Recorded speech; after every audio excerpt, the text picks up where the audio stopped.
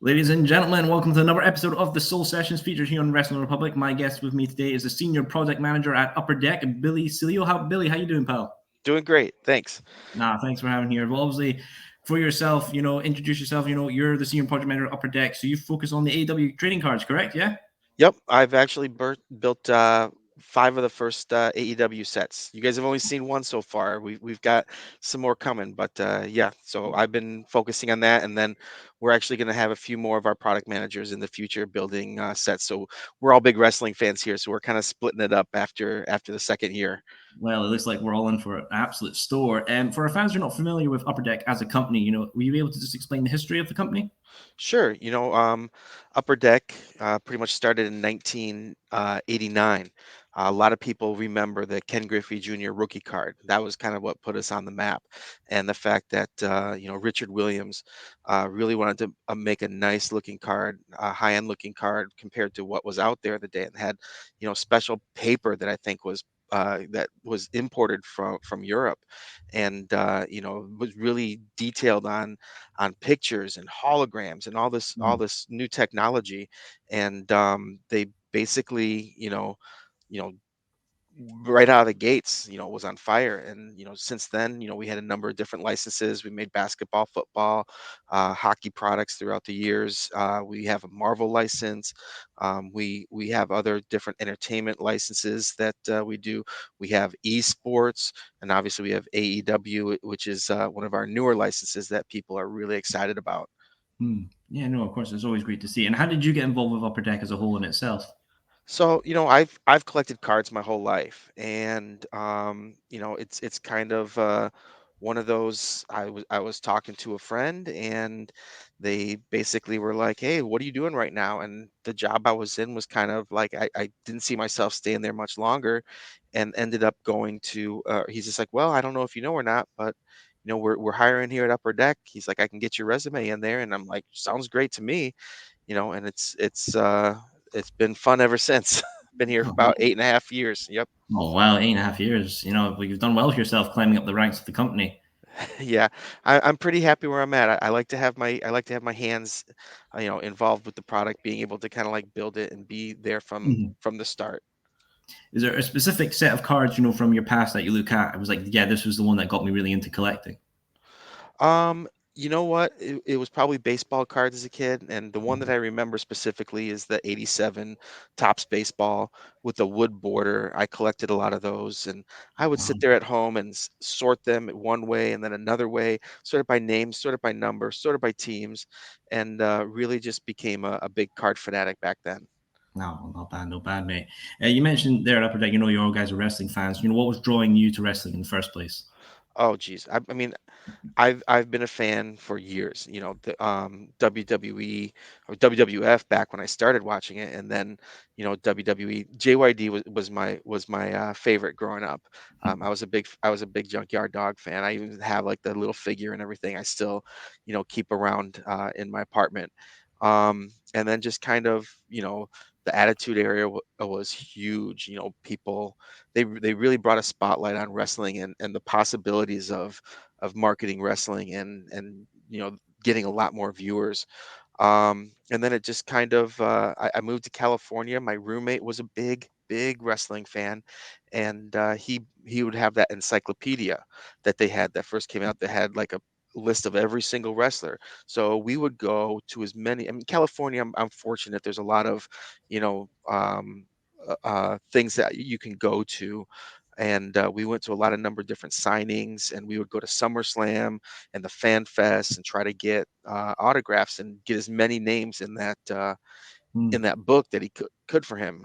Funny story, Virgil still doesn't know how to spell the name Travis. He spelled it like Tavares or something. Like, come on, man! Like you've been at how many cons and you can't get that name right? But Wow. my poor roommate has a Tavares autograph in his encyclopedia. But and just kind of kept up with it.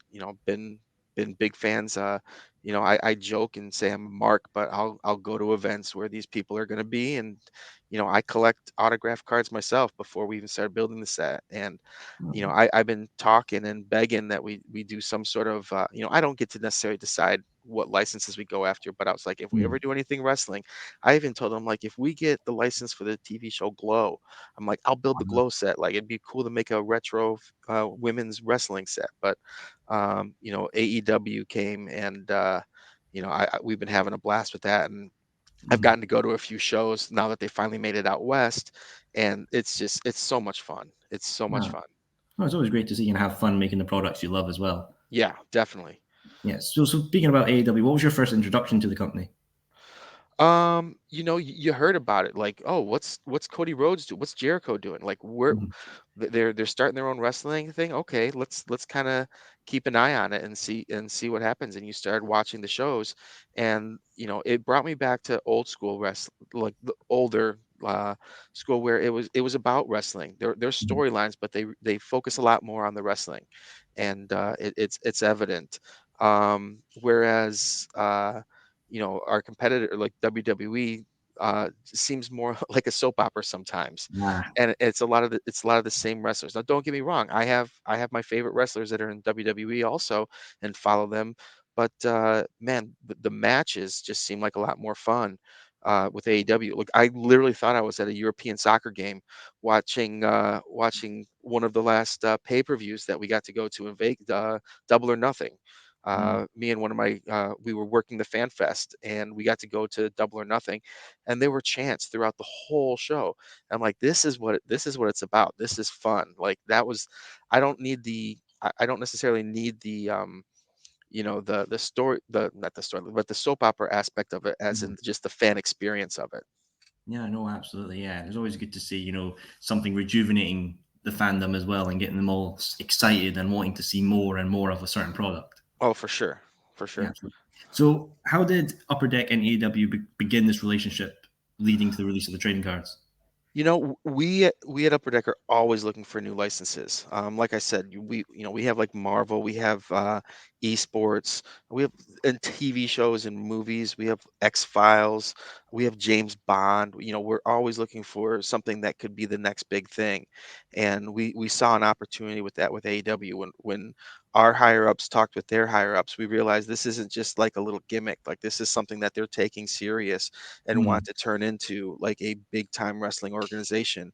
And when we kind of got excited just as much as they got excited about the opportunities that are there, not only with our cards but with our UDA authentic line with signed photos and everything, and just we Mm. both saw huge opportunities for each other to help each other out to build a really cool product. No, of course, absolutely. Building a strong brand between the companies and then releasing a product that you're happy with is always a great thing to achieve Yes, in line definitely. of business. So when the ball started going rolling on the cars, what sort of like ground rules were there? Was it just like try and keep it nice and simple, or was it like throw a little creative stuff in there? What was that like? Well, one of the things that we really focused on and that we told them, like, we're not just going to copy what we did for other sets Mhm. necessarily. We're going to give, like AW, we're going to give you your own designs. We're going to give you your own, like, you're not just picking up a design of, upper deck hockey cards. Mhm. We're give AEW is going to have their own designs for their cards, and with their own inserts. Now, there are some like historic inserts that are really popular that we can potentially in the future use in something like wrestling that carry over from either basketball or hockey or something that can carry over to wrestling that will have some nostalgia that people will want and collect.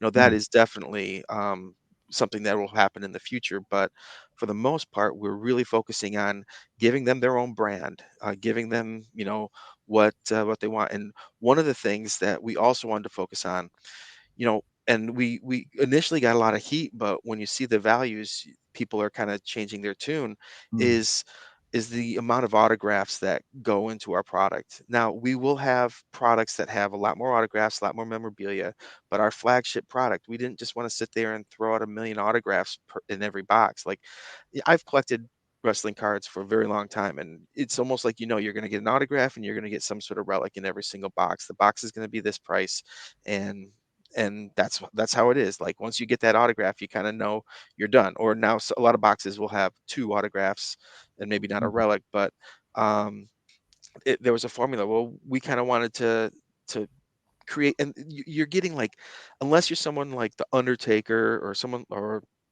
Cena or something like that, like those, the rest of the autographs in those sets, like, have lost a lot of value. Mhm. You're seeing a lot of the same wrestlers over and over again.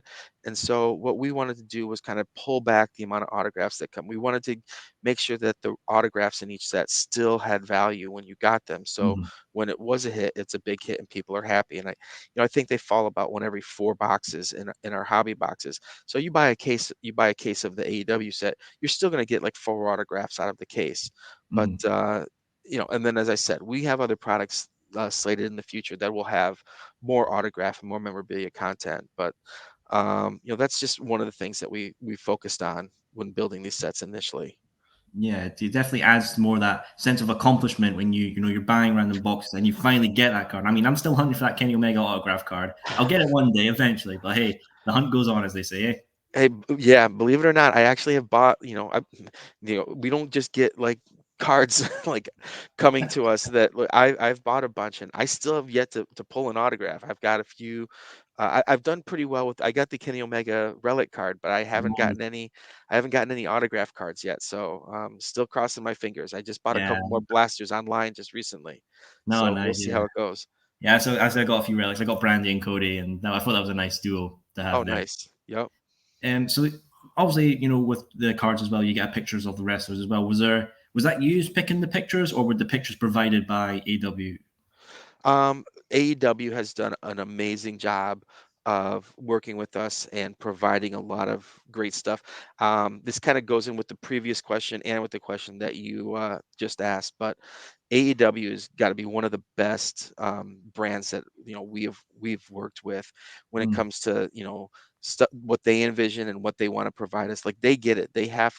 They've been marketing us the cards is like, we'll say, hey, we got this idea of the card. Next thing you know, 2 days later, it's on the show. They're promoting the cards. But they provide a lot of photography for us. They're also, when it comes to like the memorabilia, they're just like, what do you need? Like we've got these mats, we've got the turnbuckles, we've got chairs, kendo sticks, all this crazy stuff. So I believe it's already been solicited, but we have a Spectrum set coming out that's more uh, like relic and auto oriented, and mhm, you'll see a lot of really cool relics that have made their way into the set. But they've just been an amazing licenser to work with, and they're they're hands-on, but yet they still let us do what we want to do. They understand that we know cards very well, but they mhm. also know that they know AEW. And like one of the really cool things is it was actually their idea to put first edition on the back of the cards. They're just like, Wow. hey, and I think it was because they saw like what this first edition Pokemon stuff was doing at the time, Oh god. and I think they're just like, we want that too. And at first I'm just like, come on, like, it should be fine. But they're like, no, we really like it. I'm like, all right. So we put it on there, and you don't know how many people I hear they refer to the set, first edition, first edition. Mhm, I'm just like, that's a great idea. And they come up with some great ideas. I even, talked to them when I was at Double or Nothing. I'm like, hey, do you guys have any like inserts or any concepts that you're looking for in some cards? And you'll see some ideas and some sets in the future that are actually are concepts of what AEW wanted to put into the set. But then again, they do give us a lot of free reign mhm. on what we do, and they understand that we have a history in trading cards and kind of know what sells, what doesn't sell. So it's a great harmony between the two companies. No, that's good. That's good. Speaking of that first edition set, it seemed like when it came out, it was hard to get. Like nowhere had it in the stock. I was just wondering, what was your reaction to when that first batch hit the store shelves? I It was great. We didn't know what to expect. I'll be completely honest with you. We don't know what to expect. Um, it is it's hard to like at that time, is AEW going to be as big as WWE? Like, Mhm, and print runs for WWE aren't necessarily like the biggest thing in the world. No, Upper Deck, we don't discuss print runs. We don't talk about like I'm not going to sit here and say we made uh, 500 cases of something or mhm, 10,000 cases of something. We kind of keep that to ourselves. But by the scarcity of what you saw on the shelves, you can kind of tell that it's in the lower tier of print runs of our products because you can Mhm. find other stuff on shelves. So we kind of you know learned from that and realized how much bigger it's getting. And we want to get these cards to and WW or not AEW wants to get these cards out to as many people as possible. Like one of the coolest things is, I told you I collect autograph cards. Like I get them autographed myself.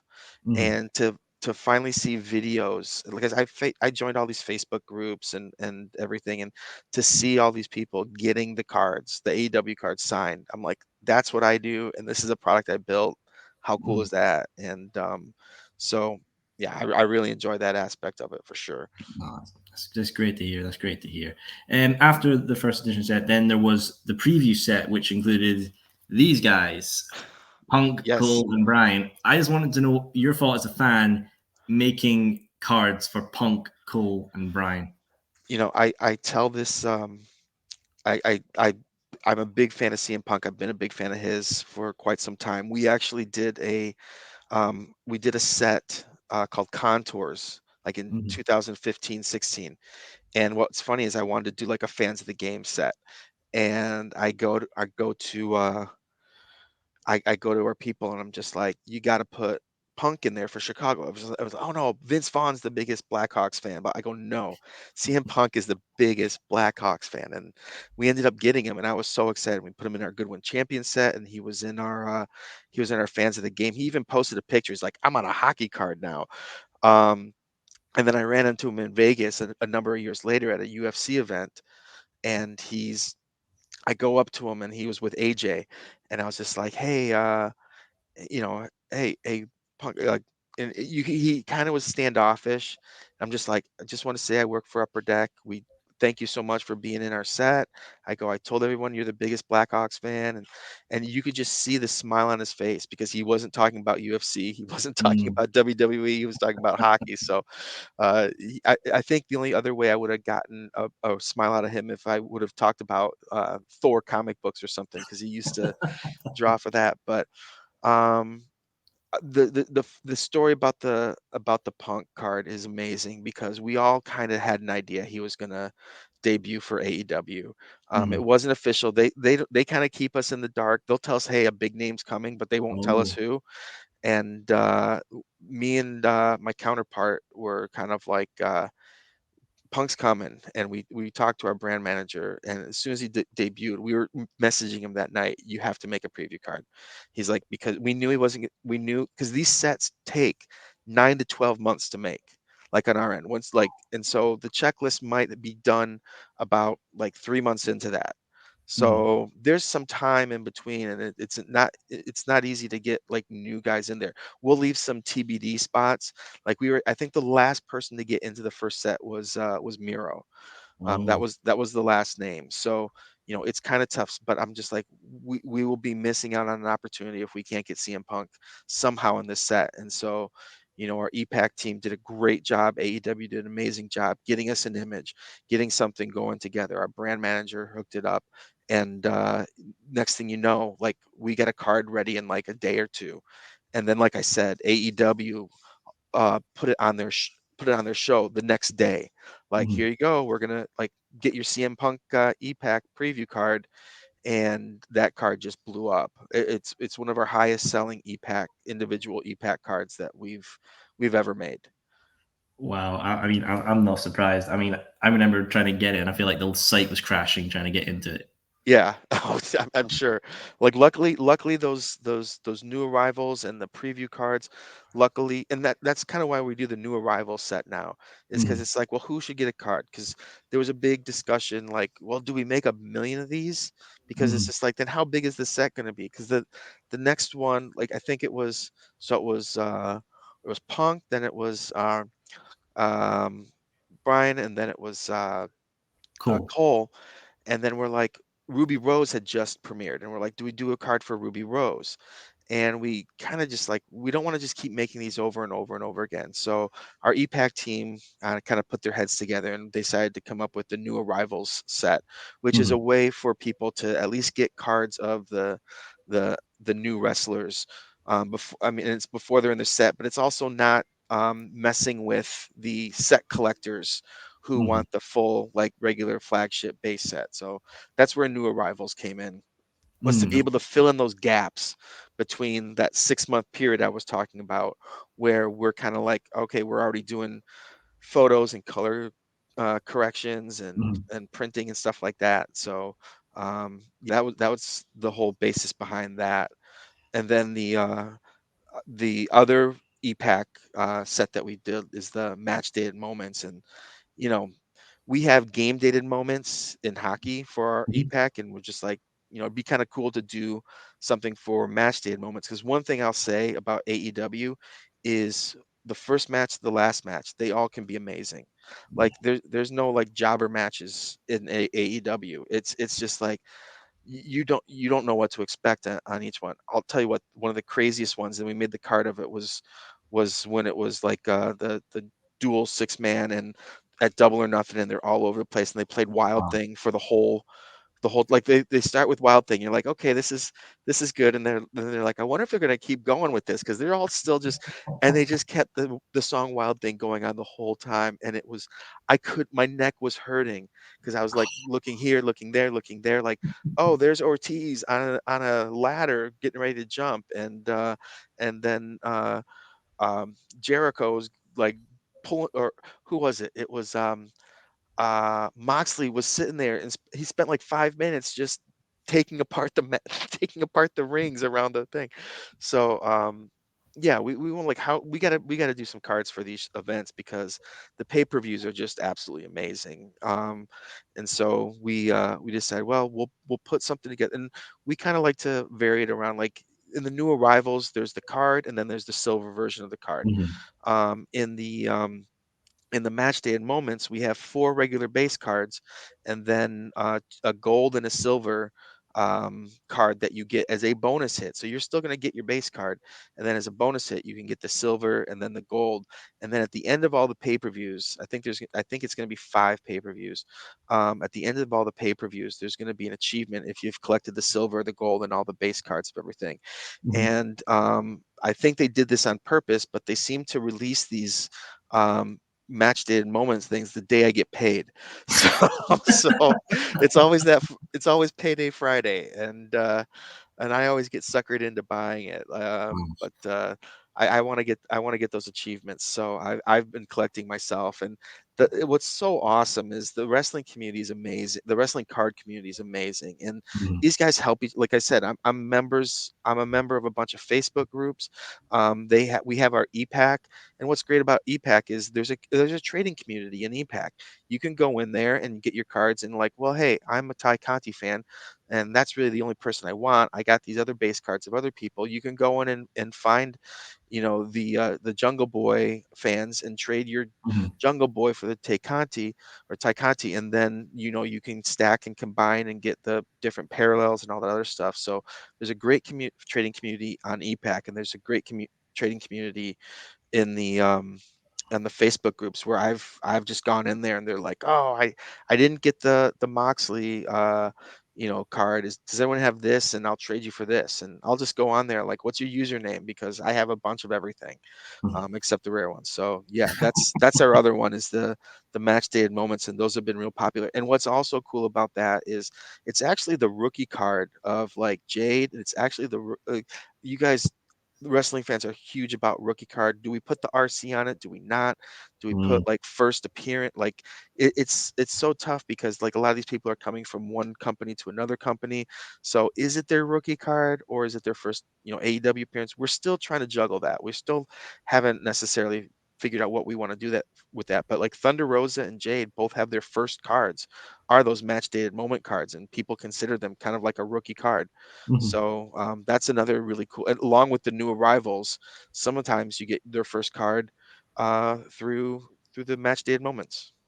Yeah, no, I honestly I would recommend, even the guys across here in Europe and all that, the pack stuff is really great. Really give it a shot. It's a nice way to, if you can't get the cards in, shops or anything like that, give pack a shot. I love it as well. Yeah, I've got a couple guys. I'm in like this on iPhones. They have this thing called Clubhouse, and it's a group, and we talk cards, and a lot of people have said I haven't been able to get the cards overseas or even in Canada.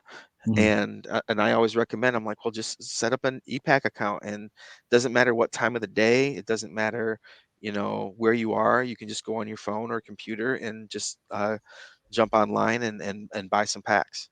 Yeah, absolutely. And as well, you get free daily login stuff as well with Yep, VPAC as well. It's always a nice wee bonus. yep. And maybe in the future, who knows? Wrestling seems like something to be cool to do, like a pack wars kind of thing with it too. So there's plenty of opportunities with WWE. I'm sorry, I said WWE with AEW.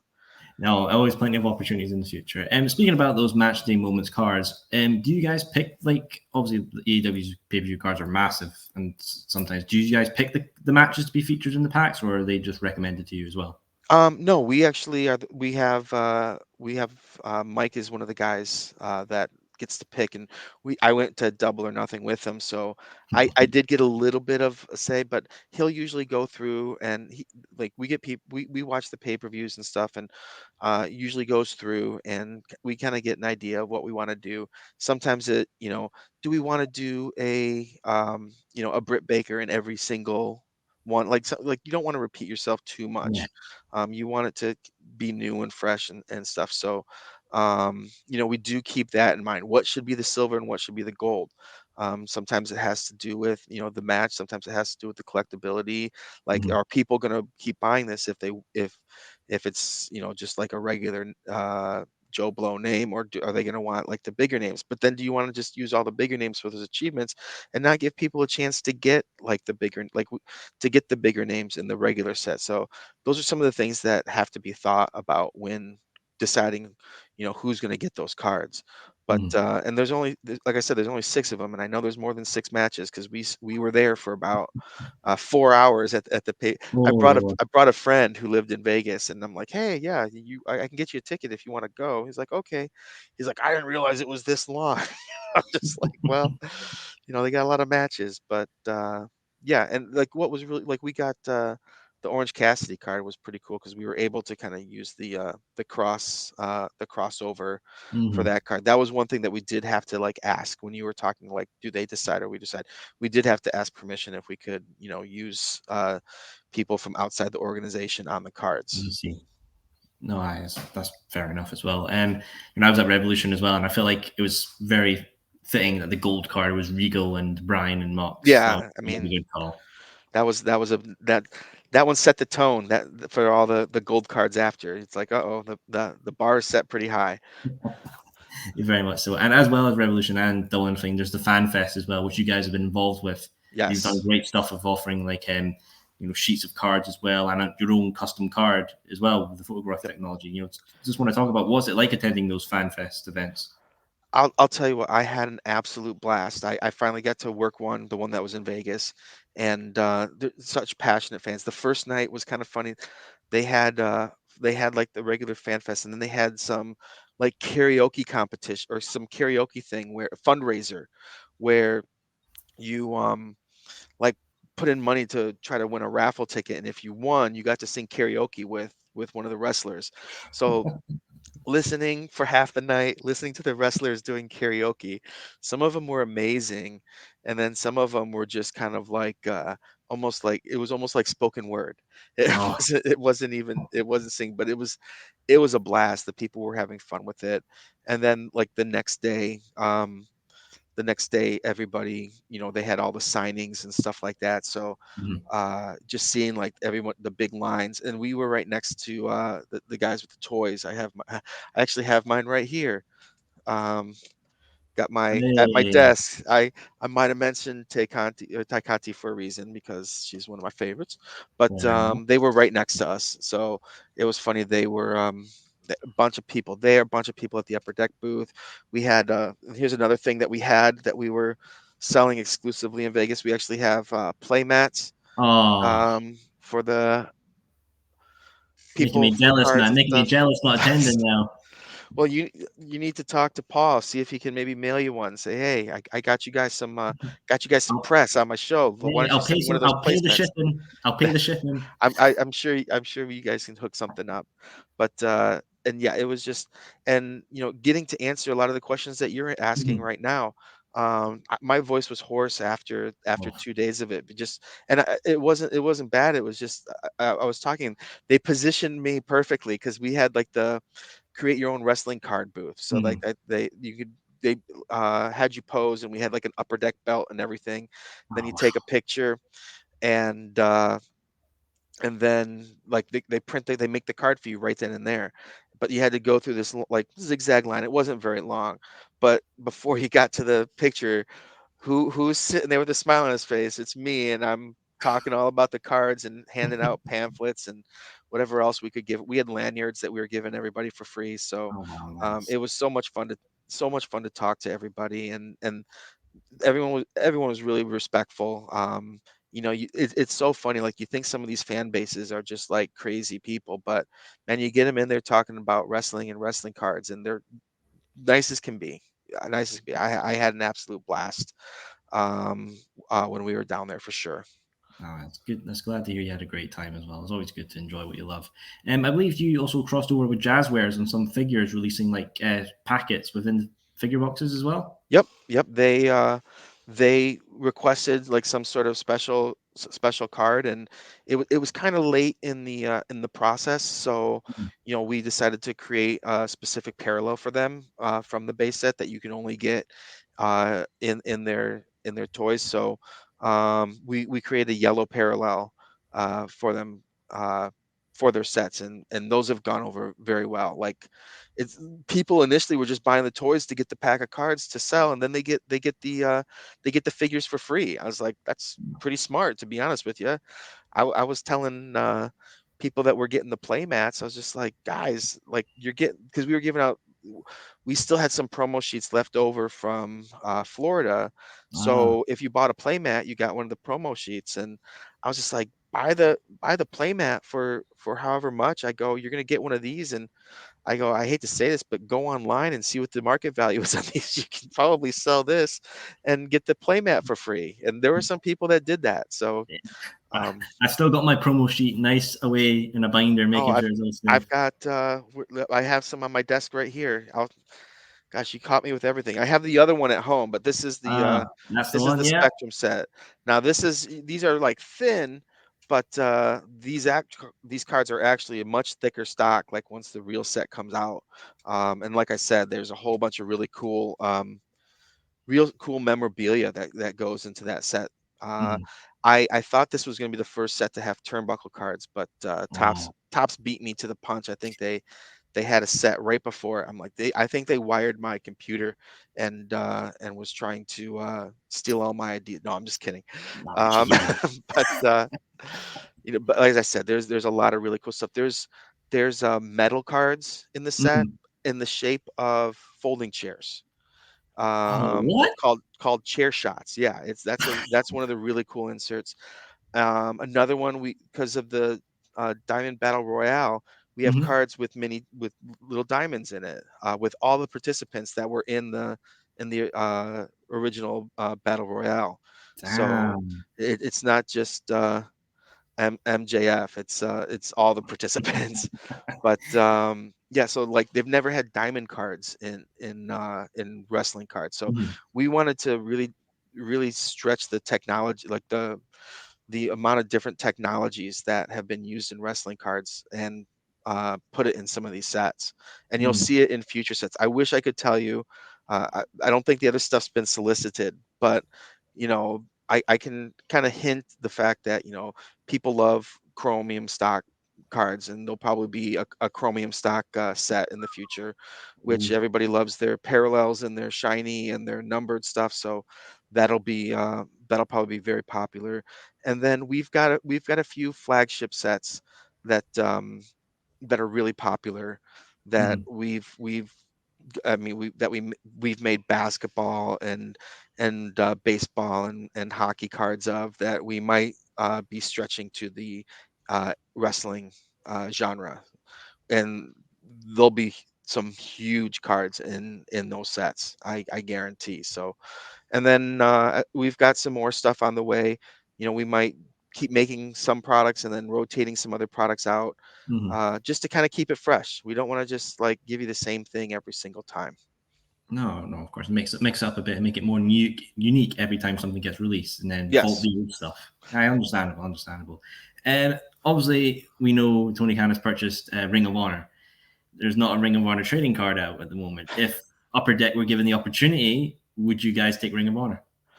Um, it would be I that's above my pay rate. How about Oh. that? Um, I don't get to make those decisions. It's something that obviously we would look into, Hmm. but I'm not exactly sure like the what the rules are on that. Yeah.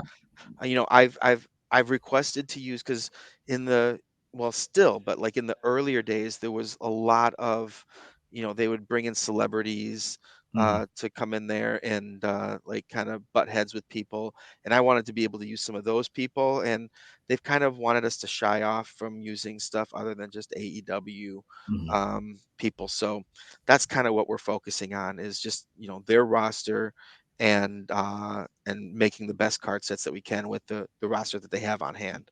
Of course, absolutely, absolutely. And you've got the match moments that are this year's versions. I guess we're expecting maybe a version next year as well. Oh yeah, this is something that'll continue. So, um, there'll be an achievement for this year, and then they'll see how it goes, and they'll Hmm. continue. I mean, it's been very popular. Like I said, I'm waiting for that. Like I'll sit there and say, okay, the pay-per-view was Sunday. When's the set coming out? Kind of looking over my cubicle. It's something that will definitely keep going. Maybe you could also visit past pay per views as well. There's always an option. That'd be a great idea for like inserts, like inserts that we have in sets. That's definitely something that we've looked into for when creating inserts for the sets. And that's another thing is like I want to be able to provide some really cool inserts. I just don't want it to be a boring like, oh, here's Mm. something. So some of them are a little quirky. Some of them, like the top rope, I got a little heat because people are like, these images are weird. I'm like, it's just something fun. Like it's something different. And there'll be sets that definitely have like a bunch of fun and crazy inserts. But that's definitely an idea. Mm. Going back in history and looking at some old pay-per-views for sure. Mm. And finally, before we wrap up, I believe Comic Con's coming up as well. You guys will be attending, if I'm correct. We'll be there. We actually have two different things that we're promoting. We have our regular our upper deck booth, and then we have something that was just released called Collect Forever, Mm. and that is more spreading out of different kind of like hobby and stuff like that. I know we have comic books. Well, we'll have a bunch of other things in the future that you can get. A lot of just like pop culture or sci-fi or just stuff that people collect, whether it's figures, whether it's books, comics. And what's really cool about it too is the stuff is can intermingle with EPAC. Mm. So you could get like uh, Dustin Rhodes card and trade it for a comic book. Like Oh, wow. it's crazy, and it just started at the beginning of this month, about a week or two ago. But it's definitely something that we are putting a lot of focus on Hmm. and see enormous possibilities with it. Oh, great, great, great. Yeah. So, one final thing, obviously, when we wrap up, if our viewers have loved what they've heard about the card and want to get some, but obviously they're not in stores, how can one sign up for the EPAC service? It's real easy. Just go to upperdeck.epac.com, and it you just kind of sign up, and then what happens is you can buy cards and everything, and then people are like, oh, is this digital cards, like like no, this isn't like a just like a regular digital cards. There's physical components to every single pack. Now the thing is, a lot of these sets will like the base cards will be digital, and then there'll be like Mm. parallels and inserts and stuff that'll be physical cards. So what those cards do is you transfer them over to ComC, checkoutmycards.com. It's comc.com. You transfer the cards over there, and then they can mail it out to you. So you can get your physical cards, and then those digital cards that I was talking about, like that people didn't understand. What they don't understand, Patrick.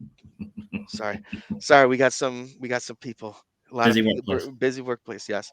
Um, those digital cards you can stack and redeem them for a physical card that's unique to EPAC. Like I was talking to you about the yellow parallels. Well, Mhm. they have like rainbow parallels, and that you can stack and get the rainbow parallel version of the card, which is exclusive to the EPAC. Well, hey, viewers, trust me, and hey, it's been mailed here to the UK. If it can get to the UK, you're sorted. Yes, yes. Well, Billy, thank you very much for appearing on the show and talking about this great card as well. Oh, It's no been problem. I appreciate it. I had a blast. great to hear. Great to hear. Well, viewers, as I always say, check out Wrestling Republic for all your wrestling needs, and check out Upper Deck for all your trading card needs, from where it's from wrestling and any other themes that they've got on standby. Thanks, guys, for watching the show, and all the best yourself.